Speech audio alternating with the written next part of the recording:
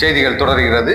நம்ம கன்னியாகுமரி மாவட்டத்தில் வந்து கனிம வளங்களை வந்து கேரளாவுக்கு எடுத்துட்டு போறாங்க. அதனால மலைகள் எல்லாம் அங்கே தீர்ந்து போயிட்டு இருக்கு.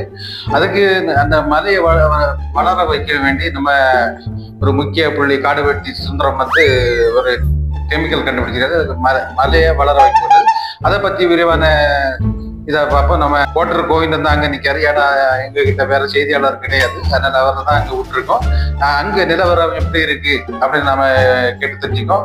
மிஸ்டர் கோட்டர் கோவிந்தன், நீங்க அந்த மலை எப்படி வளர வைக்கிறாங்கன்னு சொல்லிட்டு நீங்க ஒண்ணுக்கு கேட்டு சொல்லுங்க.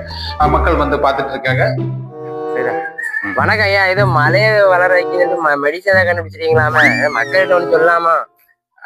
அது நீங்க எப்பவும் வர மாட்டீங்க. இதை பத்தி நீங்க நம்ம கிட்ட கேட்க மாட்டீங்க. நீங்க கேட்காதனால மக்கள் வந்து நம்மள தப்பா நினைச்சிட்டு.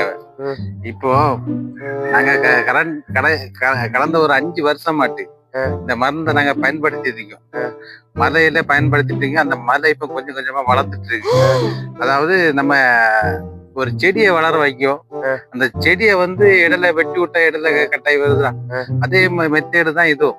அந்த மருந்தை நாங்க உள்ள விட்டுட்டு அந்த பாறை மலையை கொஞ்சம் கொஞ்சம் உடைச்சு எடுத்து நம்ம இடத்துல வைக்க இடம் கிடையாது.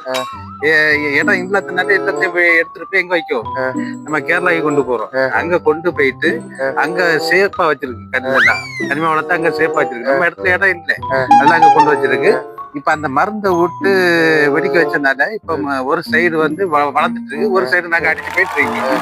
அதனால மக்கள் பாதிப்பு. மக்கள் நம்மளை தப்பா நினைச்சிட்டு இருக்காங்க. இவங்க கனிம வளத்தை கடத்துறாங்க அப்படின்னு நம்ம மக்கள் வந்து நம்மளை தப்பா நினைச்சிட்டு இருக்காங்க. உண்மை அது இல்லை. நாங்க மதையை வந்து வளர வச்சிட்டு இருக்கோம். அதான் உண்மை.